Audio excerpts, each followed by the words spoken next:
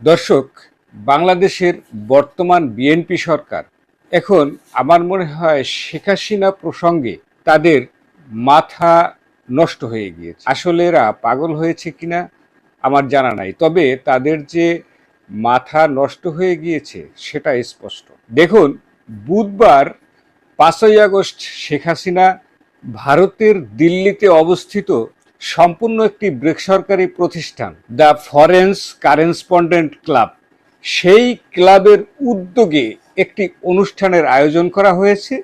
সেই অনুষ্ঠানে ভার্চুয়ালিভাবে শেখ হাসিনা সরাসরি অংশগ্রহণ করবেন এবং তিনি কিছু বক্তব্য রাখবেন। হয়তো সেটা সরাসরি ভিডিও আকারে নয়, অডিওতে সরাসরি কথা বলবেন। এখন এজন্য বাংলাদেশ সরকারের পুরাই মাথা খারাপ হয়ে গেছে। কিন্তু কেন? আচ্ছা, আমি বাংলাদেশ সরকারকে একটি কথা বলি। কথাটা হচ্ছে, এই যে আওয়ামী লীগ নিষিদ্ধ করে রাখছেন বা তার কথা, তার বক্তব্য প্রচার করা যাবে না, আসলে কি এভাবে মানুষের মুখের ভাষাকে কেড়ে নিয়ে স্তব্ধ রেখে একটি সুন্দর গণতন্ত্র প্রতিষ্ঠা করা যায়? আমার তো মনে হয় না।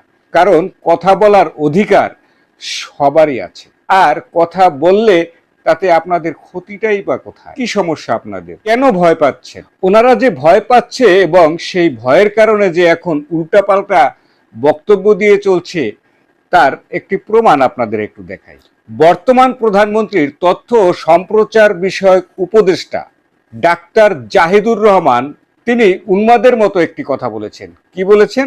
শেখ হাসিনাকে ধরে বেঁধে নিয়ে আসবে। এটা কি উন্মাদের মতো কথা নয়? আরে ভাই, আপনি যেটা পারবেন না সেটা কেন বলছেন?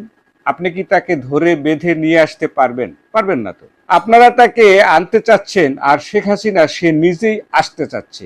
তাহলে সে যখন আসতে চাচ্ছে, তাকে তো আপনাদের ওয়েলকাম জানানোর কথা। কেন তার বাংলাদেশে ফেরত আসার বিষয়ে আপনারা এত ভয়ে কাঁপছেন? সে তো আসতেই চাচ্ছে। যাই হোক, এটাও বাদ দিলাম। এরপরে সে কি বলেছে? শেখ হাসিনা বক্তব্য দেবেন, প্রচার করলেও ব্যবস্থা নেওয়া হবে। আবার তথ্য ও সম্প্রচার মন্ত্রণালয় থেকে বলা হয়েছে, দণ্ডিত আসামির বক্তব্য প্রচার না করার আহ্বান জানিয়েছেন। এদিকে আবার পররাষ্ট্র বিষয়ক উপদেষ্টা হুমায়ুন কবির, তিনি ভারতীয় হাইকমিশনার দীনেশ ত্রিবেদীকে বলেছেন, ভারতের ভূখণ্ড ব্যবহার করে শেখ হাসিনা যাতে বক্তব্য দিতে না পারে তার জন্য সহযোগিতার প্রত্যাশা করেছে। এই প্রত্যাশার পরে উনি এটাও বলেছেন, ডেইলি স্টারের রিপোর্টটা আপনারা একটু দেখে নিতে পারেন, ভারতে হাসিনা বক্তব্য দিলে দ্বিপাক্ষিক সম্পর্ক ক্ষতিগ্রস্ত হতে পারে। দর্শক, এখন আপনারা ভাবুন তো, এই যে হুমায়ুন কবির বলেছেন দ্বিপাক্ষিক সম্পর্ক নষ্ট হতে পারে, তার মানে কি? এখন এই যে কথাটা উনি বলেছেন, সেটা কি কূটনৈতিক ভাষায় কথা বলল, নাকি কথার সুরে একটি হুমকি স্বরূপ আভাস পাওয়া গেল? দর্শক, এই সব লোকজন অখাদ্য কুখাদ্য এনে বাংলাদেশের বর্তমান বিএনপি সরকার বসিয়েছে বাংলাদেশের গুরুত্বপূর্ণ স্থানে। এখন এই ব্যাপারে ভারতের সাপ্তাহিক সংবাদ ব্রিফিংয়ে রণধীর জয়সওয়াল মুখ খুলেছেন এবং স্পষ্ট কথা বলেছেন, শেখ হাসিনার অনুষ্ঠানের সঙ্গে ভারত সরকারের সম্পর্ক নেই এবং সেখানকার সেই ব্যাপারের আলোচনাটাও ভারত সরকার সমর্থন করে না। এখন বিএনপি সরকার, তারা কি শেখ হাসিনার বক্তব্য প্রচার বন্ধ করতে সত্যিই কি পারবেন? পারবেন না তো। এভাবে কারো উপর জোর জুলুম করে কারো মুখের ভাষা কেড়ে নেওয়া যায় না। আর আইসিটি আদালতের প্রধান প্রসিকিউটর আজকে সংবাদ সম্মেলনে তিনি বলেছেন, সমকালের রিপোর্টটি আপনারা দেখে নিতে পারেন, শেখ হাসিনার বিদ্বেষমূলক বক্তব্য প্রচার করা যাবে না। বিদ্বেষমূলক। স্টার নিউজের যে হেডলাইন, সেই হেডলাইনটি আপনারা দেখে নিতে পারেন।